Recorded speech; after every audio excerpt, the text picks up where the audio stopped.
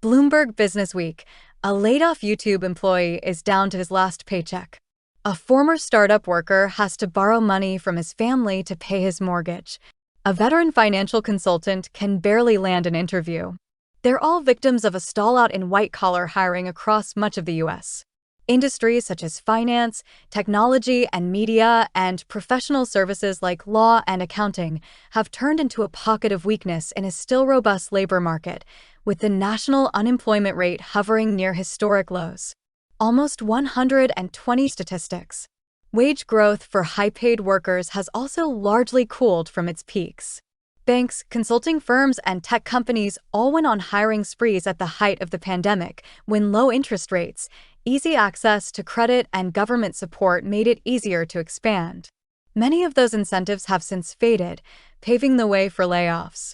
Citigroup, McKinsey, and Tesla are among the high-profile employers slashing jobs in recent weeks. "We're not seeing the big post-COVID booms anymore," says Alexandra Dana Gusita, who heads the New York office of Tiger Recruitment. "Employers are more cautious in hiring." Jack Benedict, 25, learned that he and the rest of the 43-person staff at YouTube Music had been laid off in February while speaking at the Austin City Council in support of the team's unionization efforts. By that time, he'd already been notified that another contract job with Alphabet Incorporated would be ending in March. Even though the labor market looks strong, there's a lack of job security, especially in tech, Benedict says. All these massive companies are trying to downsize or replace people with AI. He worries that having a college degree is not enough when companies are asking for 10 years of experience. On the jobs website Indeed, the number of listings for roles in banking and finance, media and communications, and software development are all running below the levels seen in February 2020, immediately before the start of the pandemic.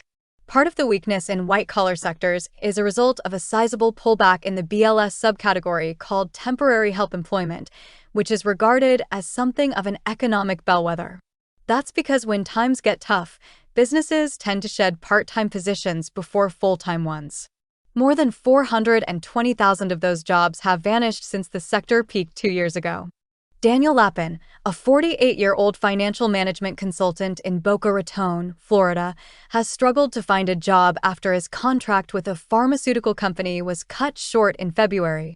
Lappin says he's applied for more than 100 jobs, many of which have 200 people going for the same position. In 2 months, he's mostly received automated rejection letters and a handful of interview offers. The available work tends to be blue-collar, he says. People might say the job market is great. But what is great?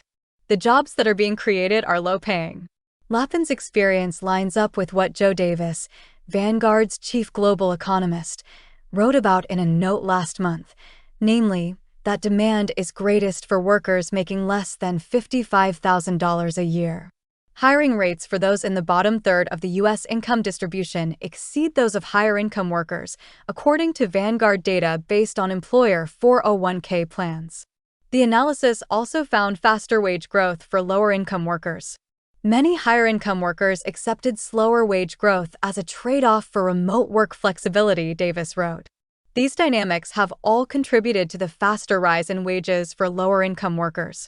David Napoloni, a vice president and senior client partner at Korn Ferry who specializes in life science, sees the white-collar job market improving.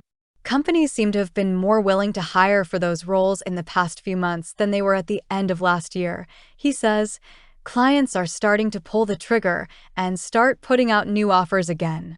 A turnaround could not come soon enough for Andre Julian of Austin, who was laid off from his job as director of operations at a media startup in December. The 36-year-old has applied to more than 100 jobs to no avail and is working with 5 headhunters across the country. His only solid prospect so far has been a lower-tier manager position that pays 25% less than his previous role.